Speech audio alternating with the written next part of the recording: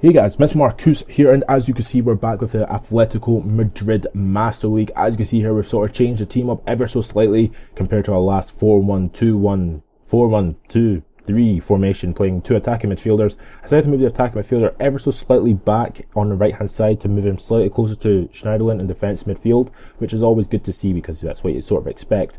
But as we see here, of course, I decided to show you a little bit more of the actual match, because compared to usual I don't show any of this because it's how I usually do it. But of course I just wanted to show a little bit more because I just want to basically point out that I've changed the formation ever so slightly. It still says 4-1-2-3, but I might change Arda Turan into a centre midfielder. I'm not sure about that yet because he's pretty good in attacking midfield, so I don't know yet. But in today's episode we have three matches for you. One from the Copa del Rey, which I think is actually against this match against Sporting Gijón. Is it Sporting Gijón I'm playing? I think it's Sporting Gijón I'm playing. Is it Sporting Gijón? Yeah, it's Sporting Gijón I'm playing, or Gijón I'm playing, and we have two matches from the Liga BBVA, which is always good to see.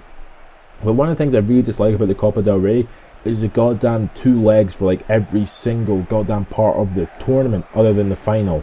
It's the most annoying thing in the world because it means I have to play two extra games. So every once in a while, when I come to doing these Copa del Rey videos, I'm gonna try and put both legs in the same video and not bother showing all of the matches, because it would just be extremely boring showing essentially two matches against the same opponents, which would just bore the life. It bores the life out of me editing it, so I think it will probably bore the life out of you watching it as well. So yeah.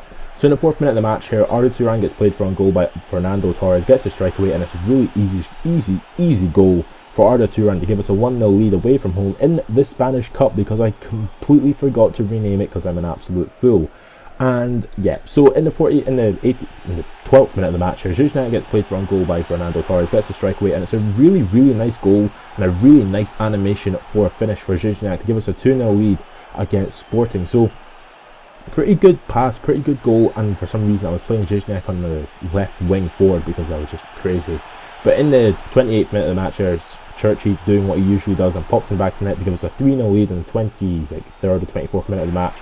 And we were just completely dominating with this new formation. But coming to the 41st minute of the match here, Castro gets a strike away and Castro pops in the back of the net to basically score what could be considered a consolation goal, but I wasn't really too bothered by it. So in the 42nd minute, 49th minute of the match, or something ridiculous like that, come up to the half time of the game, and Fernando Torres scores from a corner kick to give us a 4-1 lead at half time, a 3-goal lead at half time.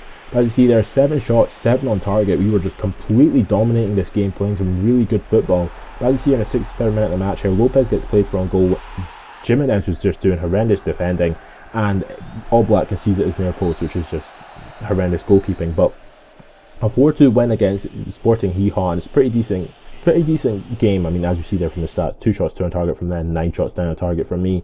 And with a 4-2 win, I thought, well, I'll just skip the next leg because there's no point playing the match, because I'll probably end up winning the match like 5-0, and it'll just be boring because I'd have to show you all 5 goals. So I just skipped the game, ended up winning the second leg 2-0 anyway, so it doesn't really matter, as you would expect, and that's pretty decent from me. But as you see here from other teams, likes of Real Madrid are through, Elche are through, and all that sort of stuff. But as you see from the actual round thing, from the legs of the league, Real Madrid are on my side and Barcelona on the other side, so most likely if I get to the semi-final I'm going to be facing Real Madrid, and if I get to the final it'll probably be Barcelona or Valencia. Those other two teams on our side who are actually pretty hard. That's really about it.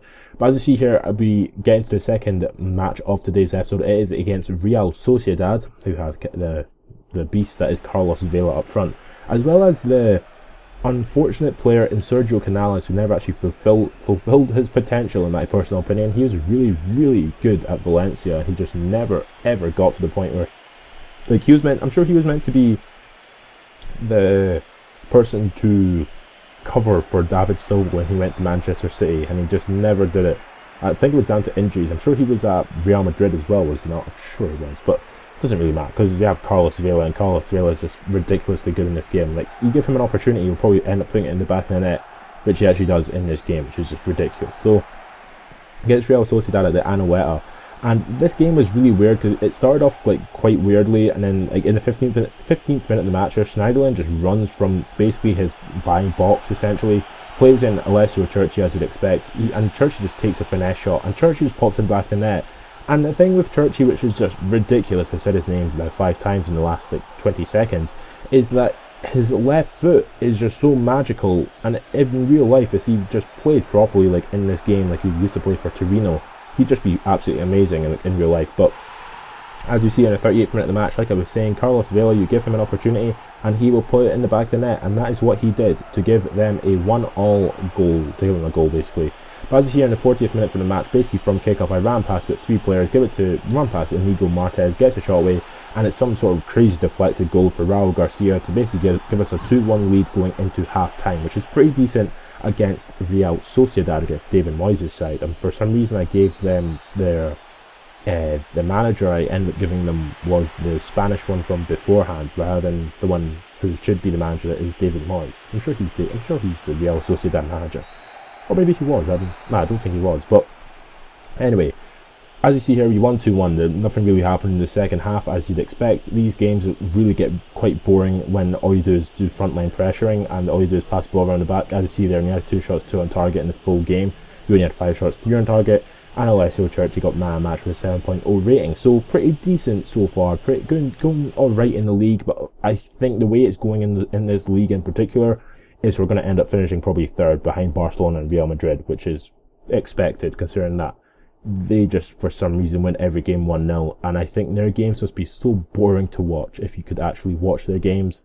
It'd just be them passing the ball about, scoring a goal for Messi, and then just pass the ball about again. It's just ridiculous. But as you see here, international break completely destroyed nearly every single one of my players. As you can see here, Fernando Torres has to play at left wing forward, Ziyech plays at striker, Churchy wasn't my captain, I changed it to someone else. But it was just ridiculous. The international break in this game makes no sense. They get national team selection, and it's like 2 weeks later, and then they play like 1 game, and then they're like dead, and then you have to like change your whole goddamn team. It's just ridiculous. Because it says only like 6 players were selected for national team, but for some reason half my team are dead, which is just ridiculous. So yeah, I don't know. Change it, please, because this makes no sense. Actually, Churchy was my captain. That's interesting. I'm sure I tried to make it Gabby, because Gabby technically is like one of my older experienced players, should probably be the captain in a game like today. So yeah, so we're facing up against Sevilla, and Sevilla of course aren't one of the heavyweights that used to be. They're not as good as they used to be when they had the likes of Luis Fabiano up front. He was an absolute beast. I remember him. He was so goddamn good. But basically in this game we sort of dominated quite a little bit. As you see here, Ziyech on the ball gets a finesse shot when he actually pops him back in the net with his finesse shot to give us a 1-0 lead in basically in the first 15 minutes of the match, which is a pretty decent goal from the edge of the box for Andrei Pierre-Ziyech. As you see here in the 21st minute of the match here, Gabby on the ball gets a strike away. It's a pretty good strike, but unfortunately for me it was just wide of the post. But as we come up into the half-time like mark sort of, Churchy tries to run down from the right hand side, tries to cut inside to get onto his left foot. Doesn't come to anything, but does come out to Fernando Torres, plays in Ziyech. Ziyech gets a strike away, and Ziyech pops him back in the net just before the half-time mark to give us a 2-0 lead going into half-time, which is pretty good, because you always want to score more than 1 goal in the first half. That's basically my thing, is you don't want to be going at 1-0, because you always usually concede straight away in the second half anyway. So a 2-0 lead with Vicente Calderon against Sevilla at home. We've completely dominated the match, as you can see from the stats. As you would expect, we're just going to probably go on and win the match. So in the 58th minute of the match here, Fernando Torres down the left hand side runs past one player, gets a strike away. It's a pretty decent save from the goalkeeper, and Churchy couldn't get his foot to it. And then come up to the last minutes of the match here as they just tried to pass the ball about, going literally nowhere. Correa on the ball, trying to do a little bit of slide tackling, doesn't come to anything. Gabby on the ball again, this time for me. He completely dominated this midfield. It was really weird considering that he's not actually that good, like stats wise. He was alright stats wise, but not that good. But as you see here, 1-2-0, Correa actually had a really good shot at the end. Didn't even have a shot in the second half, which is ridiculous. Ziyech man of the match for scoring 2 goals. And he won the game 2-0. So as you can see here from the Liga BBVA table, after Real Madrid and Barcelona won as well, we've got 16 points, they've got 20, well Barcelona have 20, and Real Madrid have 21. So if you have enjoyed this video, subscribe to my channel for more, and catch you later.